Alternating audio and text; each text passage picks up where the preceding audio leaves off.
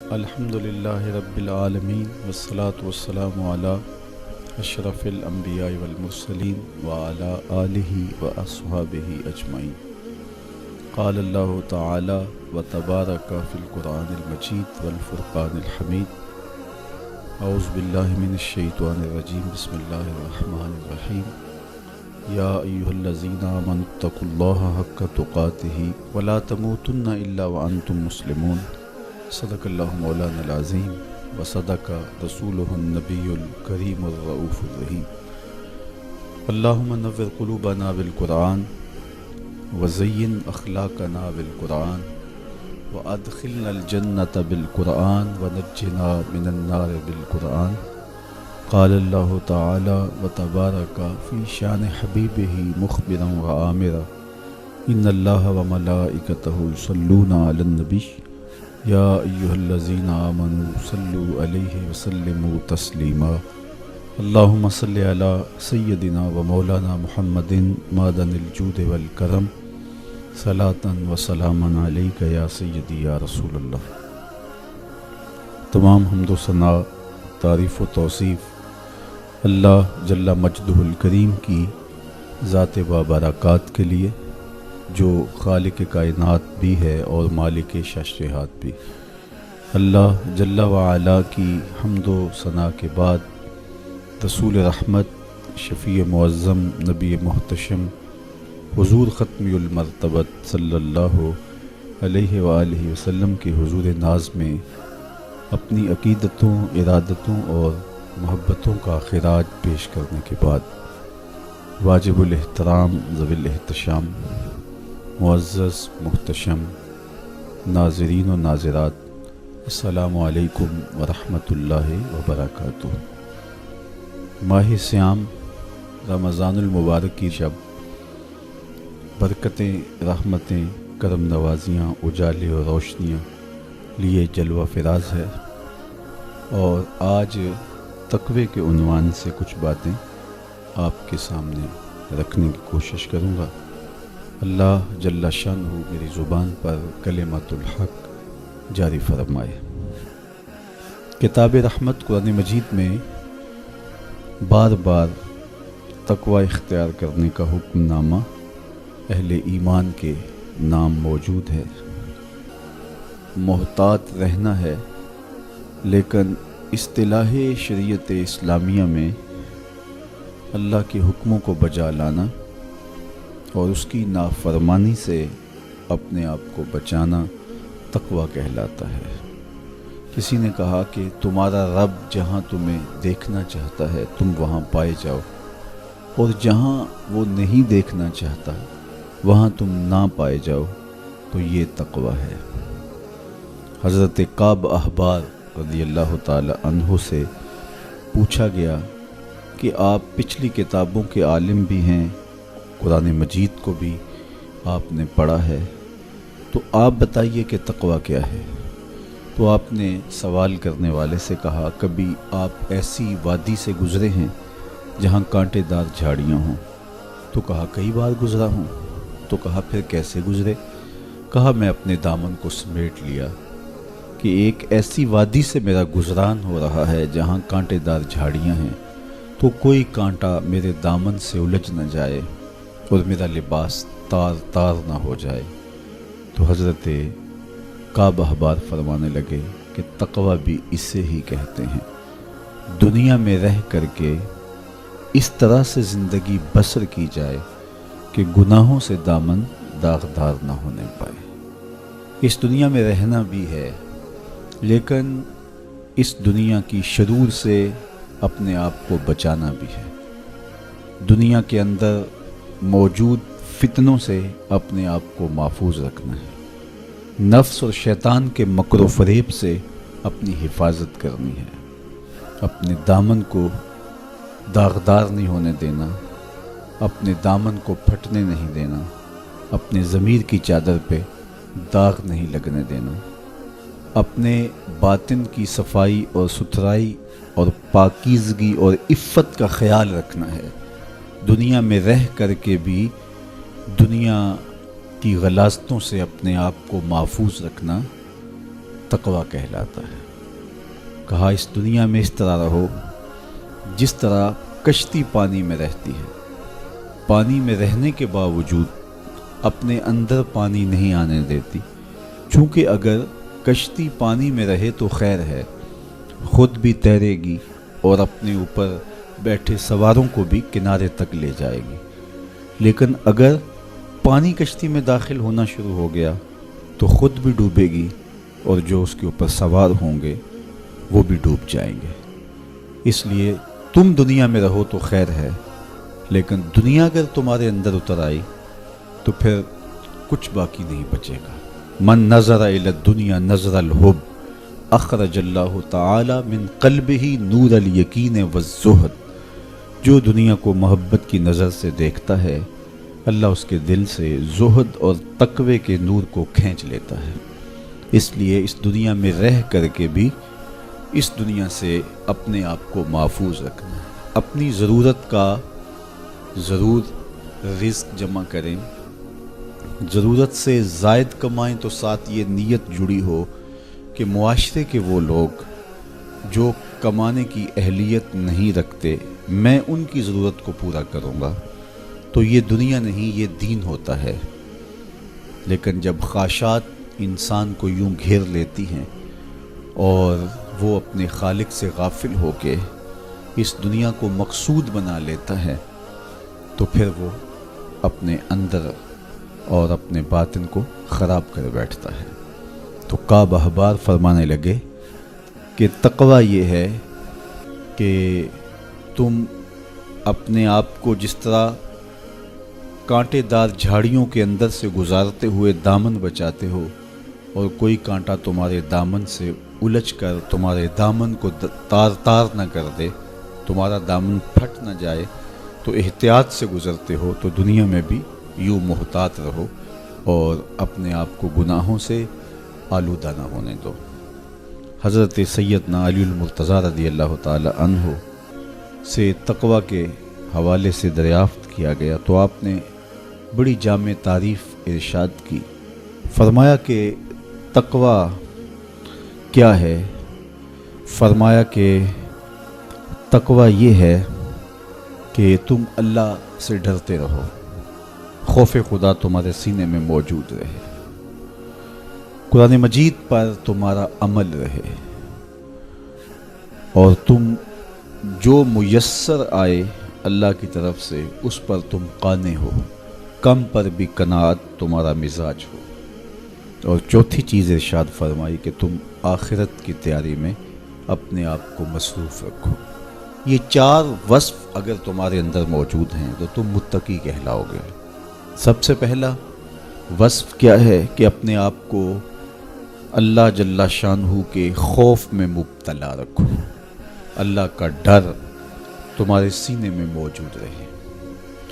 اللہ کا ڈر کس معنی اور کس مفہوم میں ہونا چاہیے؟ عمومی طور پہ بندہ جس شے سے ڈرتا ہے اس سے وحشت بھی کرتا ہے، اس سے نفرت بھی کرتا ہے۔ سانپ سے ڈرتا ہے، بچھو سے ڈرتا ہے اور موذی جانوروں سے خوف زدہ ہوتا ہے، لیکن اگر ہتھے چڑھ جائیں تو انہیں چھوڑتا بھی نہیں، بلکہ ہمیں تو حکم دیا گیا اقتل الموذی قبل ان یوذی، قبل اس سے کہ موذی تم کو ایذا دے تم اس کا خاتمہ کر ڈالو، اگر تمہارے بس میں ہو تو تم انہیں مار ڈالو۔ تو عمومی طور پہ بندہ جس سے ڈرتا ہے اس سے نفرت بھی کرتا ہے، لیکن اللہ سے بندہ ڈرتا بھی ہے، اس سے محبت بھی کرتا ہے۔ تو یہ ڈر پھر کس مفہوم میں ہوا؟ تو کچھ اشیاء سے، کچھ لوگوں سے ڈر ان کے گزند کی وجہ سے ہوتا ہے، لیکن یہ ڈر جو اللہ کا بندہ مومن کے دل میں ہے یہ محبت کا ڈر ہے۔ جب کوئی کسی سے پیار کرتا ہے تو اس کی ناراضگی سے ڈرتا ہے، وہ روٹھ نہ جائے، وہ ناراض نہ ہو جائے۔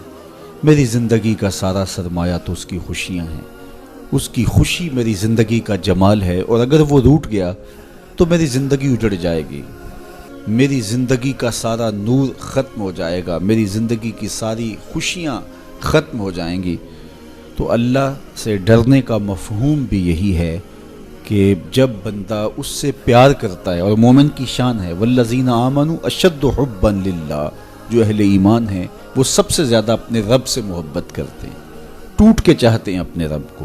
تو جب اتنی محبت کرتے ہیں اپنے رب سے تو وہ ڈرتے ہیں کہ کہیں ہمارا رب ہم سے روٹ نہ جائے، ہمارا رب ہم سے ناراض نہ ہو جائے۔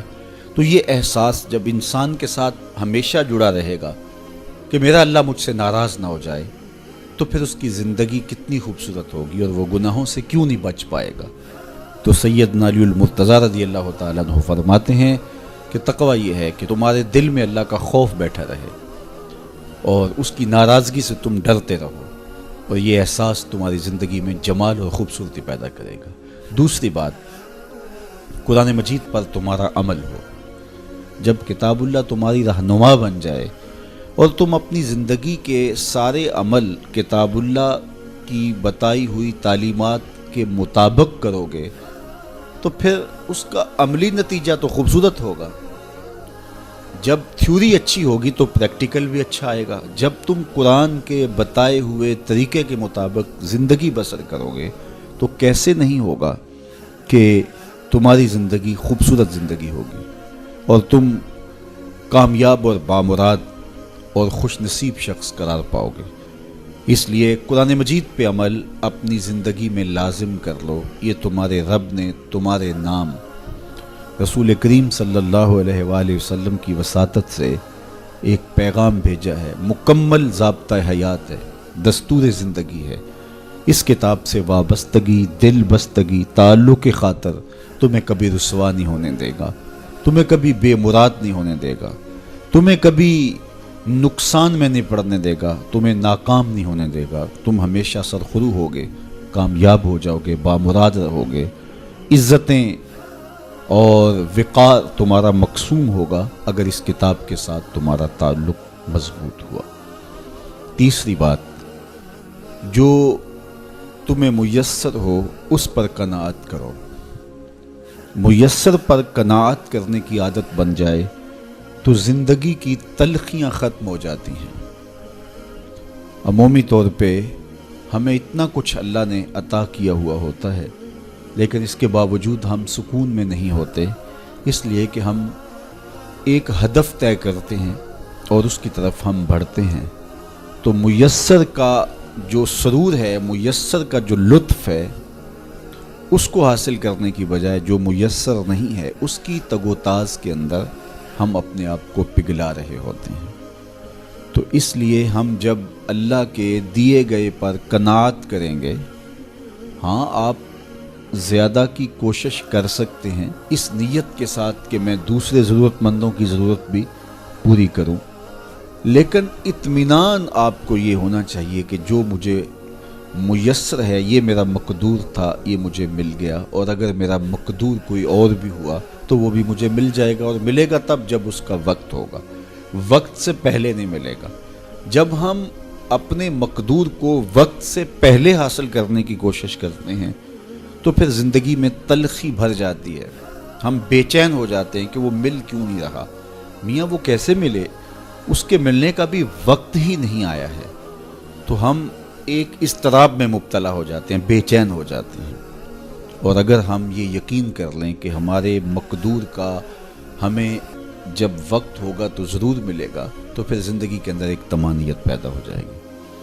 تو جو تھوڑا میسر ہے، جو زیادہ میسر ہے، اس پر ہم مطمئن ہونے کی عادت پیدا کر لیں۔ سیدنا علی المرتضیٰ رضی اللہ تعالی عنہ سے ہی مروی حضور کا ایک فرمان ہے، جو اللہ کے دیے گئے تھوڑے رزق پہ راضی ہو گیا، اللہ اس کے تھوڑے عملوں پہ راضی ہو جائے گا۔ تو قناعت کا جوہر نصیب ہو جائے تو پھر زندگی سوکھی بھی ہو جاتی ہے اور تقوی کی دولت بھی نصیب ہو جاتی ہے۔ چوتھی چیز سیدنا علی المرتضیٰ رضی اللہ تعالیٰ عنہ فرماتے ہیں، یہ ہے کہ تم آخرت کی تیاری میں لگے رہو۔ تمہارا جب ہدف وہ ہے کہ میں ایک دن اللہ کے حضور پیش ہونا ہے اور اپنے سارے اعمال کی جواب دہی اور سارے اعمال کا حساب میں نے اس کے حضور پیش کرنا ہے، تو پھر تم پھونک پھونک کے قدم رکھوگے، حزم و احتیاط سے زندگی گزارو گے۔ اور تقوی نام ہی حزم و احتیاط کا ہے، تقوی نام ہی زندگی کو منظم اور مرتب کر کے اللہ کے حکموں کو بجا لانے کا ہے۔ حضرت شیخ احمد شیخ مجدد الفسانی علیہ رحمہ فرماتے ہیں کہ تقوی دو چیزوں سے عبارت ہے، ایک اللہ کے حکموں کو بجا لانا اور ایک اللہ کی منع کردہ چیزوں سے اجتناب کرنا۔ اور بڑی خوبصورت بات آپ نے کی، فرمایا اللہ کے حکموں کو بجا لانا، اس کی اطاعت اور فرما برداری کرنا، یہ تو فرشتے بھی کرتے ہیں اور انسان بھی کرتے ہیں، لیکن وہ چیزیں جو منع کی گئی ہیں ان سے رک جانا تو یہ کام صرف انسانوں کا ہے، چونکہ فرشتوں کے اندر تو یہ چیز ہی موجود نہیں ہے، ان کے اندر خواہشات رکھی ہی نہیں گئی جن سے وہ رک جائیں، آرزوئیں رکھی ہی نہیں گئیں جن سے وہ باز آ جائیں۔ تو وہ تو اللہ کی عبادت کرتے ہیں، ذکر و فکر میں لگے ہیں، طاعت اور فرما برداری میں لگے ہیں، اور ان امور سے رکنے کا ان کا باب ہی نہیں ہے۔ تو یہ حضرت انسان کا کام ہے کہ وہ ان امور سے منع ہو جائے جن امور سے ان کے رب نے انہیں منع کیا ہے۔ تو یہ شے حضرت انسان کو ممتاز کرتی ہے اور تقوی کے حصول کا ذریعہ اور ضامن بنتی ہے۔ اللہ جل شانہ کے منع کردہ کاموں سے رک جائے اور اس کے حکموں کو بجا لانے کی کوشش میں لگا رہے، یہ تقوی کہلاتا ہے۔ بعض نے یہ کہا کہ انسان کے جو ظاہری اعمال ہیں اور انسان کے جو باطنی اعمال ہیں، ان دو اعمال کو دو حصوں میں تقسیم کیا، تو کہا کہ جو باطن کے اعمال ہیں وہ تقوی کہلاتے ہیں۔ آپ کوئی نیک عمل کرتے ہیں تو ظاہر ہے کہ وہ امتثال امر کے طور پہ آپ وہ کام بجا لا رہے ہیں، لیکن اب آپ دل سے بھی رکے ہوئے ہیں اس کام سے، تو یہ آپ کے دل کا عمل ہے اور یہ تقوی کہلاتا ہے۔ قرآن مجید میں اللہ تعالیٰ نے ایک مقام پہ ارشاد فرمایا، جو اللہ کی نشانیوں شعائر اللہ کی تعظیم کرتے ہیں تو یہ دل کا تقوی ہے۔ تو تقوی کا تعلق پھر جڑ جاتا ہے دل سے۔ میرے اور آپ کے آقا و مولا حضور نبی رحمت صلی اللہ علیہ وآلہ وسلم نے ارشاد فرمایا، التقوی ہا ہونا، التقوی ہا ہونا۔ حضور نے اپنے سینے کی طرف اشارہ کر کے کہا، تقوی یہاں ہے، تقوی یہاں ہے۔ تو تقوی کا مرکز انسان کا دل ہے۔ ایک حدیث پاک میں آیا جو صحیح مسلم میں موجود ہے کہ ان اللہ لا ينظر الى صورکم واموالکم، اللہ تمہاری صورتوں کو نہیں دیکھتا، اللہ تمہارے مالوں کو نہیں دیکھتا کہ کون کتنا خوبصورت ہے، کس کے پاس کتنی دولت ہے، نہ تمہاری صورتیں دیکھتا ہے، نہ تمہارے بنگلے دیکھتا ہے، نہ تمہاری جائیدادیں دیکھتا ہے، نہ تمہارا بینک بیلنس دیکھتا ہے۔ اسے تمہاری صورتوں سے غرض نہیں ہے، اسے تمہارے اموال سے سروکار نہیں ہے۔ وَلَٰكِن يَنظُرُ إِلَىٰ قُلُوبِكُمْ وَأَعْمَالِكُمْ، وہ تمہارے دل دیکھتا ہے اور تمہارے عمل دیکھتا ہے۔ تمہارے کپڑے پھٹے پرانے ہیں، جھونپڑے میں رہتے ہو، لیکن عمل خوبصورت ہیں۔ تمہارا قلب سلیم ہے، اس دل میں اللہ کی محبت، اللہ کا پیار رکھا ہے، اللہ جل شانہ کے محبوب کا پیار رکھا ہے، تو وہ دل خوبصورت ہے۔ تو تمہارے لباس پھٹے پرانے کیوں نہ ہوں، تمہارے رہنے کی جگہ انتہائی ناآسودہ کیوں نہ ہو، لیکن تمہارا دل اچھا ہے، تمہارے عمل اچھے ہیں، تو تمہارے رب کو یہ پسند ہے۔ تو تقوی کا مرکز تمہارا قلب ہے، تمہارا دل ہے۔ تو دل کی پاکیزگی، دل کی صفائی، دل کی ستھرائی، یہ اللہ جل شانہ کو محبوب ہے۔ ہم عمومی طور پہ اپنے ظاہر کو سنوارنے میں لگے رہتے ہیں اور باطن ہمارا میلا کچیلا ہی رہتا ہے۔ ہمارا رب ہم سے اس بات کا تقاضا کرتا ہے کہ تمہارا دل بھی ستھرا ہونا چاہیے، تمہارا دل بھی پاک ہونا چاہیے۔ باہو علیہ رحمہ فرماتے ہیں کہ دل کالے نالوں منہ کالا چنگا، جے کو یہ رمز پچھانے ہو۔ تو اصل تو پاکیزگی، طہارت، صفائی، عفت قلب کی ہے۔ تو اس لیے اللہ تعالیٰ جل شانہ نے مومنین کے قلوب کی پاکیزگی، طہارت اور صفائی اور عفت کا تقاضا اہل ایمان سے کیا ہے۔ اللہ جل شانہ نے بندوں کو جو عزت عطا کی ہے تو اس کا معیار تقویٰ کو قرار دیا۔ کون کتنا معزز ہے یہ اس کی دولت سے نہیں ناپا جا سکتا، اس کے قبیلے اور اس کے خاندان سے نہیں جانچا جا سکتا، اس کے لباس سے آپ یہ اندازہ نہیں کر سکتے کہ یہ معزز شخص ہے۔ کسی شخص کا کسی قوم سے تعلق ہے اور وہ گوری رنگت والی قوم ہے، یا وہ کسی اور رنگت سے متعلق ہے، تو وہ اس کی عزت کا ظرف نہیں ہے۔ ان اکرمکم عند اللہ اتقاکم، تم میں سے معزز وہ ہے جو متقی ہے، جو پرہیزگار ہے۔ دیکھیے ابو لہب قریشی النسب تھا، لیکن خوبصورت ہونے کے باوجود، عالی مرتبت نسب رکھنے کے باوجود آج بھی اس پر لعنتیں برس رہی ہیں۔ اور بلال حبشی رضی اللہ تعالیٰ عنہ رنگ کے کالے تھے اور نسباً غلام تھے، لیکن تقوی کی دولت نے، ایمان کی دولت نے ان کو اس مقام پہ کھڑا کر دیا کہ وہ ہاشمی النسب شخص تقوی اور ایمان کی عدمیت کی وجہ سے ان کے قدموں سے لگی ہوئی دھول تک بھی نہ پہنچ سکا، اور وہ عزتوں کے اس ظرف کو حاصل کرتے ہیں جو انہی کا مقصود ہے۔ تو اسلام نے شرف کا معیار، عزت کا معیار تقوی قرار دیا ہے۔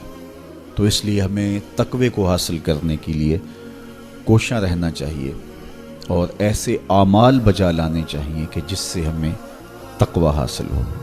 حضرت شیخ احمد مجدد الفسانی علیہ رحمہ فرماتے ہیں، جو شخص اپنے اوپر 10 چیزوں کو لازم کر لیتا ہے تو لازمی نتیجہ یہ ہوتا ہے کہ وہ متقی بن جاتا ہے۔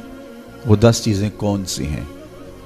ماہ صیام کے ان حسین لمحوں میں ہمیں وہ 10 اوصاف اپنے اندر پیدا کرنے چاہیے تاکہ ہم متقی بن جائیں، اور متقی اللہ کے محبوب بندے ہیں۔ تقوی اختیار کرنے والے اللہ جل شانہ کی رحمتوں کے خاص مستحق ہیں۔ جنہیں تقوی کا نور نصیب ہوتا ہے وہ اللہ کی رحمتوں کے سائے میں آ جاتے ہیں۔ اگر ان پر مصائب، آلام، مشکلیں آتی ہیں تو ان کے تقوی کی وجہ سے اللہ انہیں راستے عطا کر دیتا ہے۔ وَمَن يَتَّقِ اللَّهَ يَجْعَل لَّهُ مَخْرَجًا وَيَرْزُقْهُ مِنْ حَيْثُ لَا يَحْتَسِبُ۔ اللہ اکبر۔ ارشاد فرمایا کہ جو اللہ سے ڈرتا ہے، تقوی اختیار کرتا ہے، اس کے لیے ہم مصیبت سے نکلنے کے راستے پیدا کر دیتے ہیں، اور اللہ جل شانہ اس کے لیے وہاں سے رزق عطا کرتا ہے جہاں سے اسے گمان بھی نہیں ہوتا ہے۔ تو یہ تقوی کا نتیجہ ہے جو اہل تقوی کو نصیب ہوتا ہے۔ تو حضرت شیخ نے 10 وہ امور بتائے جو اپنے اوپر لازم کر لینے سے تقوی نصیب ہوتا ہے۔ سب سے پہلی بات آپ فرماتے ہیں زبان کو غیبت سے بچائے۔ اتقاء کے حصول کے لیے زبان کو پاک کرنا ضروری ہے۔ انسان کے زیادہ تر گناہ اس کی زبان کی وجہ سے ہے، اور غیبت یہ بدترین عمل ہے، اور اس کو بدکاری سے بھی برا قرار دیا گیا ہے۔ الغیبت اشد من الزنا۔ تو اپنی زبان کو غیبت سے بچائے۔ دوسری بات ارشاد فرمائی کہ بدظنی سے بچے، کسی سے خواہ مخواہ بدگمان ہو جانا اور اپنے دل کو کسی کے لیے میلا کر لینا اور اس کی بدگمانی دل میں پالنا، تو یہ تقوی کے منافی ہے۔ تو کسی کی بدگمانی سے، بدظنی سے اپنے دل کو بچائے، زبان کو غیبت سے بچائے، دل کو بدگمانی سے بچائے، اور مسخرہ پن سے بچے، بات بات پہ ٹھٹھے مار کے ہنسنا اور اس طرح کی زندگی بسر کرنا۔ اور آج کل تو جب بھی دوست احباب اکٹھے بیٹھتے ہیں تو سنجیدہ اور متین باتیں کم ہوتی ہیں، زیادہ وقت لطیفوں میں ہی کٹ جاتا ہے۔ انسان کو خوش مزاج ہونا چاہیے، اس کی طبع میں شگفتگی ہونی چاہیے، لیکن شگفتگی، خوش مزاجی اور مسخرہ پن میں فرق ہے، اس کو سمجھنا چاہیے۔ سنجیدہ اور متین زندگی یہ مومن کی زینت ہے، انسانیت کا حسن ہے۔ اس لیے تقوی کے حصول میں مانع ہے مسخرہ پن۔ اگر کوئی شخص متقی بننا چاہتا ہے تو اس کو سنجیدہ اور متین بننا ہوگا۔ طبیعت کی خوش مزاجی یہ معنی نہیں ہے، لیکن مسخرہ پن اور چیز ہے، اس سے روک دیا گیا۔ چوتھی چیز حضرت شیخ احمد فرماتے ہیں کہ اپنی آنکھ کو حرام سے بچائے۔ اپنی آنکھ کی حفاظت کرنے سے تقوی حاصل ہوتا ہے۔ جب آنکھ خراب ہوتی ہے تو دل خراب ہوتا ہے، جب دل خراب ہوتا ہے تو پھر پورا بدن خراب ہو جاتا ہے۔ اس لیے وہ دروازہ جو کھلا ہے اور اس سے بدی شر اندر اتر رہی ہے اور پھر اس سے آپ کا سارا نظم ہستی برباد ہو رہا ہے، تو اس دروازے کو بند کریں، تو اپنی آنکھ کو حرام سے بند کریں۔ پانچویں چیز ارشاد فرمائی، ہمیشہ سچ بولے۔ جھوٹا شخص کبھی متقی نہیں ہو سکتا۔ اتقاء کے حصول کے لیے اپنے آپ کو سچ کا خوگر بنانا ہوگا۔ سچ کے بغیر کبھی نہ بولیں۔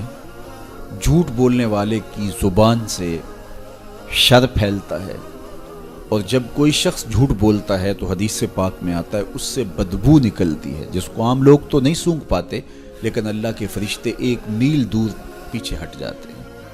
تو مومن سچا ہوتا ہے، مومن جھوٹا نہیں ہوتا، اور تقوی کے اصول کے لیے سچ شرط ہے۔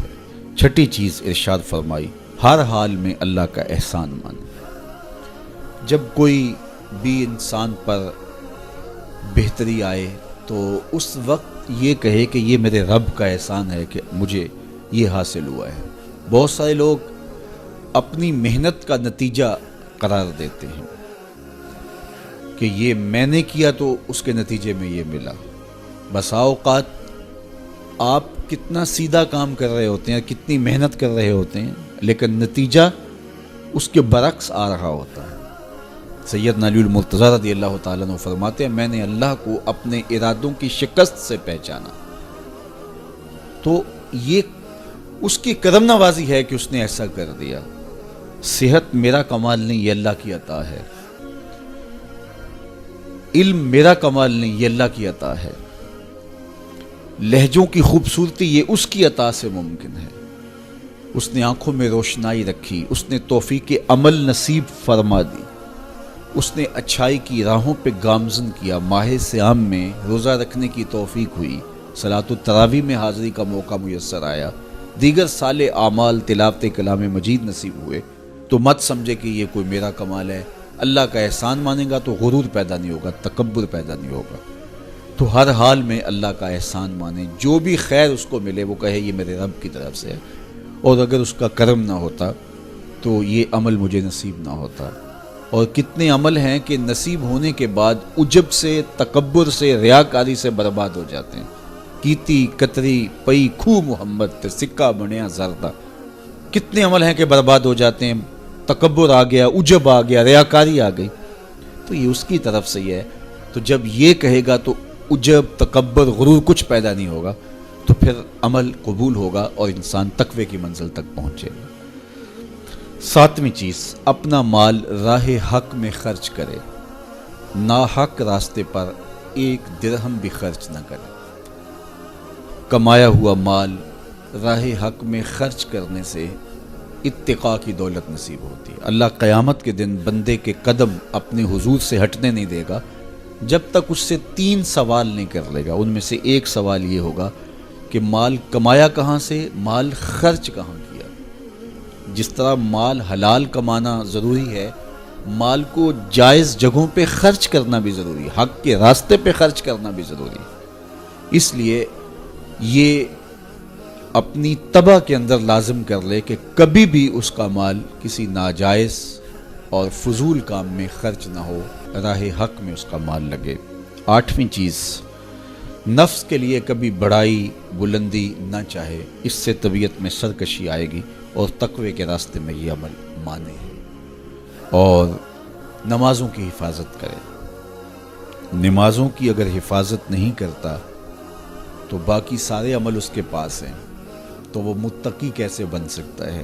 کیونکہ یہ تو اسلام کا بنیادی فریضہ ہے جو اہل ایمان پر لازم کیا گیا ہے، جو کسی صورت کے اندر بھی، حتیٰ کہ حالت بیماری کے اندر بھی معافی جس کی نہیں ہے، سفر کے اندر بھی نماز کی معافی نہیں، مختصر کر دی گئی، قصر کر دی گئی، لیکن معافی نہیں دی گئی۔ حالت جنگ کے اندر بھی اس کی معافی نہیں ہے۔ تو نمازوں کی محافظت کریں۔ اور 10ویں چیز، حضرت شیخ فرماتے ہیں عقیدوں کی صحت کا خیال رکھے، اپنے عقیدے، اپنے نظریات خوبصورت رکھے، وہی جو طریقہ مبارکہ اہل سنت و جماعت کے بزرگوں کے عقائد تھے اور شروع سے صحابہ سے لے کے دور موجود تک چلے آ رہے ہیں، ان کی مطابقت کے اندر اپنے عقیدے رکھے۔ نظریات کا عکس اعمال میں ہوتا ہے، اگر نظریات اچھے نہیں ہیں تو اعمال بھی اچھے نہیں ہیں۔ تو یہ 10 خوبیاں اور 10 چیزیں اگر کسی شخص نے اپنے اندر لازم کر لیں تو پھر لازمی نتیجہ یہ ہے کہ وہ متقی بن جائے گا، وہ پرہیزگار بن جائے گا۔ روزے کا مقصد بھی تقوی ہے، تو یہ بات ذہن میں رکھیے گا کہ صرف روزہ ہی نہیں، ہر عمل خیر کا مقصود تقوی ہے۔ تقوی کا حصول یہ اہل ایمان سے تقاضا ہے ہمارے رب کا کہ وہ متقی بن جائیں۔ متقی ایک صاف ستھرا انسان ہوتا ہے، پاکیزہ وجود ہوتا ہے۔ متقی شخص کسی کو ضرر نہیں دیتا، کسی کو دکھ نہیں پہنچاتا، وہ کسی کا حق غصب نہیں کرتا، کسی پر ظلم، زیادتی، جور و تعدی سے پیش نہیں آتا، وہ لوگوں کے حقوق کی پاسداری کرتا ہے، وہ اپنے فرائض کو پورا کرتا ہے، وہ خلق کے حق کو بھی ادا کرتا ہے اور خالق کے حق کو بھی ادا کرتا ہے، وہ دھرتی پر اللہ جل شانہ کی رحمتوں کا روپ ہے، دھرتی کا بوجھ نہیں ہے بلکہ دھرتی کی زینت ہے۔ تو ایسے پاکیزہ وجود یہ مقصود ہیں شریعت کے، اس لیے ہمیں تقوی ہر صورت میں حاصل کرنا چاہیے۔ قرآن مجید میں تقریباً 258 مرتبہ تقوی کو اختیار کرنے کا مختلف صیغوں کے ساتھ حکم دیا گیا ہے۔ تو اب آپ اندازہ کیجئے یہ کتنی اہم شے ہے جس کا تقاضا اہل ایمان سے کیا گیا ہے۔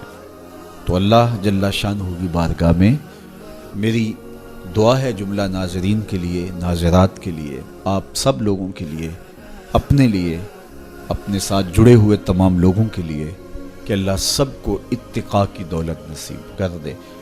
یہ زندگی بے مقصد نہ گزر جائے۔ ہم جس مقصد کے لیے آئے ہیں ایسا نہ ہو کہ ساری زندگی گزار کے چلے جائیں اور خالی دامن لے کے اللہ کے حضور پیش ہوں۔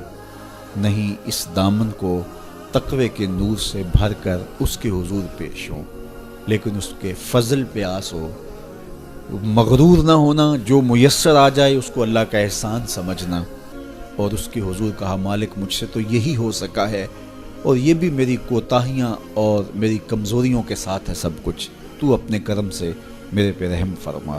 تو اللہ تعالیٰ کو ایسا بندہ بڑا پسند ہے جو اس کو راضی کرنے کی کوشش میں لگا رہتا ہے ساری زندگی۔ آپ کے پاس ایک ملازم ہے اور وہ کمزور ہے، لیکن سارا دن کوشش میں لگا رہتا ہے، کبھی وہ دیواریں صاف کر رہا ہے، کبھی وہ آپ کے دروازے پر کپڑا لگا کے اس کو صاف ستھرا کر رہا ہے، کبھی پانی آپ کو پیش کر رہا ہے، کبھی آپ کی گاڑی کو کپڑا لگا کے صاف کر رہا ہے، کبھی اور آپ کے کام میں لگا ہے۔ اور وہ کمزور ہے، کبھی بیچارہ تھک کے دھوپ میں بیٹھ بھی جاتا ہے، کبھی اس سے ہوتا ہے کبھی اس سے نہیں ہوتا، لیکن وہ نیت سے برا نہیں ہے، ہر وقت اس کی کوشش ہے کہ صاحب مجھ سے راضی ہو جائیں، تو آپ اس کی بہت ساری کوتاہیاں معاف کر دیتے ہیں۔ وہ کہتے ہیں یار کمزور ضرور ہے لیکن نیت کا ماڑا نہیں ہے، تو یار اگر ہم نیت کے ماڑے نہ ہوں، ساری زندگی اللہ کو راضی کرنے کے لیے گزار دیں، تو وہ بھی تو دیکھ رہا ہے یہ میرا بندہ ہے۔ میرے شیخ کامل کا ایک شعر مجھے ابھی یاد آیا کہ دلوں میں بری نہیں نہ نیتوں بری میں، دلوں میں بری نہیں نہ نیتوں بری میں، گناہ میں تو ہو جاندے لاچاریاں، اگر پھر بھی کوئی گناہ ہو جائے تو اللہ کریم ہے، رؤوف ہے، معاف کرنے والا ہے۔ تو تقوی کا یہ بھی نتیجہ ہے، اس کا ثمرہ ہے کہ آپ سے گناہ سرزد ہو جائے تو آپ کو فوراً توفیق توبہ مل جاتی ہے۔ اگر یہ صالح اعمال آپ بجا لاتے ہوں تو زندگی کے اندر گناہوں کا سرزد ہونا ممکن ہے، لیکن متقی شخص سے گناہ سرزد ہو جائے تو وہ فوراً رجوع اللہ کرتا ہے، فوراً اس کو توفیق توبہ نصیب ہو جاتی ہے، اس کو کھٹکنے لگتا ہے کہ مجھ سے کچھ ہو گیا ہے، تو وہ بے چین ہو جاتا ہے۔ تو آئیے میں اور آپ اپنی زندگیوں میں تقوی کے نور کو بھر لیں، جہاں نور ہوگا وہاں اندھیرا نہیں ہوگا، اور اگر یہ نور باطن میں نہیں اترے گا تو وہاں اندھیرے ہوں گے، ظلمتیں ہوں گی۔ تو اندھیروں سے اور ظلمتوں سے اٹا ہوا دل لے کے ہم اللہ کے حضور پیش نہ ہوں، بلکہ نور سے بھرا ہوا دل اس کی دہلیز پہ رکھیں اور اس کی رحمتوں کی خیرات مانگیں۔